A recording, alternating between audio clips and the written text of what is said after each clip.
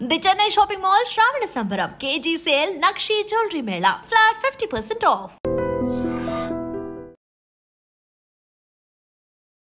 Sir నేను ఒక బాధితుడిని. నేను ఎంతో కష్టపడి పనిచేస్తుంటే నా భార్య కొంతమంది మహిళలతో కూర్చొని పేకాట ఆడుతూ తన కష్టార్జితాన్ని వృధా పాలు చేస్తుంది అంటూ ఒక బాధితుడు అంటే భర్త విశాఖ నగర పోలీస్ కమిషనర్ గారిని కలిసి కంప్లైంట్ ఇచ్చాడు.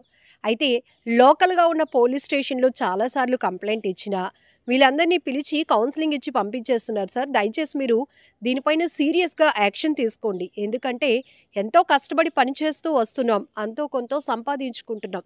దాన్ని బాధ్యతగా చూసుకోవాల్సినటువంటి కొంతమంది మహిళలు ఇలా బాధ్యతారాహిత్యంగా కాలక్షేపానికి పేకాట ఆడుతూ ఆ సొమ్మును వృధా చేస్తున్నారు. ఇది చాలా ఇంపార్టెంట్ విషయమని ఆయన సిపి గారికి చెప్పారు. దీంతో టాస్క్ ఫోర్స్ పోలీసులు 4th టౌన్ పోలీస్ స్టేషన్ పరిధిలో ఉన్న అక్కయ్యపాలెం లలితానగర్లో రైడ్ చేస్తే అక్కడ ఒక 6 మహిళలు ఎంచక్కా కొన్ని డబ్బులు పక్కన పెట్టుకొని పేకాట ఆడుతూ కనిపించారు. ఇమీడియట్గా వాళ్ళని పోలీసులు అదుపులోనికి తీసుకొని కౌన్సిలింగ్ ఇచ్చారు. ఏంటమ్మా మీరు మహిళలు కదా, మీ పైన చాలా బాధ్యతలు ఉంటాయి, సరదాగా కాసేపు ఏదైనా చేయొచ్చు, కానీ ఇలాంటివి చేస్తూ ఇంట్లో వాళ్ళని ఇబ్బంది పెట్టడం కరెక్ట్ కాదు కదా అంటూ వాళ్ళకి కౌన్సిలింగ్ ఇచ్చారు. అయితే ఇక్కడ ఇది ఎందుకు ఇంత సీరియస్ అయింది, ఆ భర్త ఏకంగా పోలీసులకి కంప్లైంట్ ఇచ్చి విసిగిపోయి పోలీస్ బాస్ వరకు వెళ్ళి కంప్లైంట్ ఇచ్చారు అంటే 100% మనం మాట్లాడుకోవాల్సిన విషయాలు చాలానే ఉంటాయి.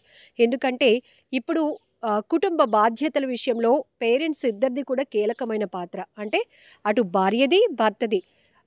ఎవరు సంపాదించినా కూడా వచ్చిన అమౌంట్ని ఎలా ఖర్చు పెట్టాలి, పిల్లల కోసం ఎలా ప్లాన్ చేసుకోవాలి, ఫ్యూచర్లో వాళ్ళ హెల్త్కి సంబంధించి ఎలా ప్లాన్ చేసుకోవాలి, ఇది ఒక సవ్యంగా నడిచే ఫ్యామిలీ సిస్టమేటిక్గా నడిచేటటువంటి ఫ్యామిలీ తీరు. కానీ కొంతమంది మహిళలు పురుషులు ఇక్కడ ఎవరిని తీసుకోలేదు. సో బాధ్యత రాహిత్యంగా, బాధ్యత లేకుండా జులాయిగా ఇలాంటి ఆటలాడుతూ పేకాటలాడుతూ మద్యానికి బానిస అవుతూ లేకపోతే విచ్చలవిడిగా ఖర్చులు పెడుతూ కుటుంబంలో లేనిపోని సమస్యలకు వీళ్ళే కారణమవుతున్నారు. కాబట్టి ఇతను తన భార్యపైనే కంప్లైంట్ ఇస్తున్నాను అని ఆలోచించకుండా ఒక బాధితుడిగా వెళ్ళి పోలీస్ బాస్కి తన గోడు వెళ్ళబూచుకున్నారు. ఇక్కడ రైడ్ చేసేటప్పటికి టాస్క్ ఫోర్స్ పోలీసులు లలితానగర్ ప్రాంతంలో 6 మహిళలు పేకాట ఆడుతున్నారు. వాళ్ళని పోలీస్ స్టేషన్కు పిలిచి కౌన్సిలింగ్ ఇవ్వడమే కాకుండా వాళ్ళ దగ్గర నుంచి 22,000 రూపాయలు నగదు కూడా స్వాధీనం చేసుకున్నారు పోలీసులు. సో ఇక్కడ మనం ఒకటి మాట్లాడుకోవాల్సింది ఏంటంటే ఈ మధ్య సోషల్ మీడియా చాలా యాక్టివ్ రోల్లో ఉంది. ఎక్కడ ఏ చిన్న విషయమైనా చాలా వింతగా వైరల్ అవుతూ ఉండటం చాలా కామన్ అయిపోయింది. కానీ కొన్ని వీడియోలు వైరల్ అయితే అయ్యాయి, కానీ కొంత లెసన్ కూడా మనకి నేర్పిస్తున్నాయి అని చెప్పడంలో ఎలాంటి డౌట్ లేదు. చాలా వరకు వీడియోలు నాలెడ్జ్ ఇస్తున్నాయి, కొన్ని అలర్ట్ చేస్తున్నాయి. ఆ కోణంలో మనం ఆలోచిస్తే గనక ఖచ్చితంగా ప్రతి వీడియో పనికొచ్చేదే అవుతుంది. ఎందుకంటే కొంతమంది ఆకతాయితనంతో చేస్తున్న పనులు ఆఖరికి మన కుటుంబ వ్యవస్థల్ని వీధిపాలు చేయటానికి వరకు కారణమవుతున్నాయి.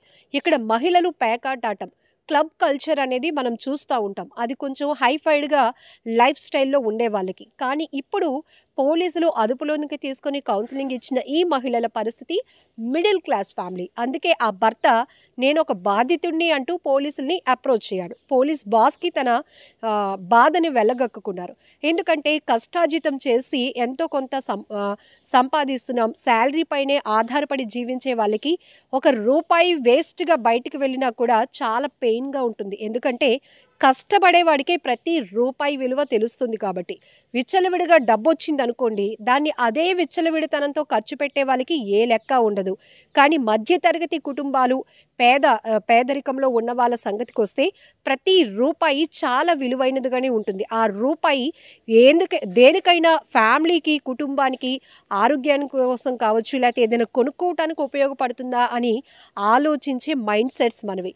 ఇలాంటి సందర్భంలోనే కొంతమంది ఎవరో ఒకరు వచ్చి ఇలా మన సరదాగా ఆడదామంటారు. అది కాస్త వ్యసనంగా మారిపోతే కుటుంబ వ్యవస్థలు ఏమైపోతాయి తెలుసా?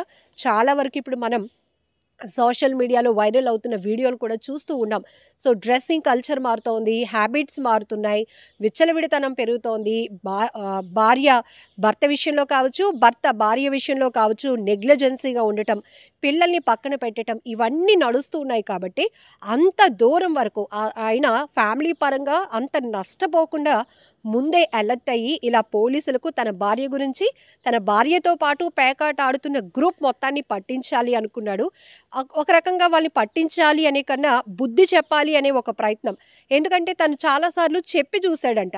ఇదేంటమ్మా, మనం ఇంత కష్టపడుతుంటుంటే నువ్వు వచ్చి పేకాట ఆడుతున్నావు, డబ్బులు పోగొడుతున్నావు, ఇదంతా మనకు అనవసరం. ఒక్కోసారి నువ్వు డబ్బులు పేకాట్లు నీకు వచ్చినా కూడా అది మన కష్టార్జితం కాదు, అది పర్మనెంట్ కాదు.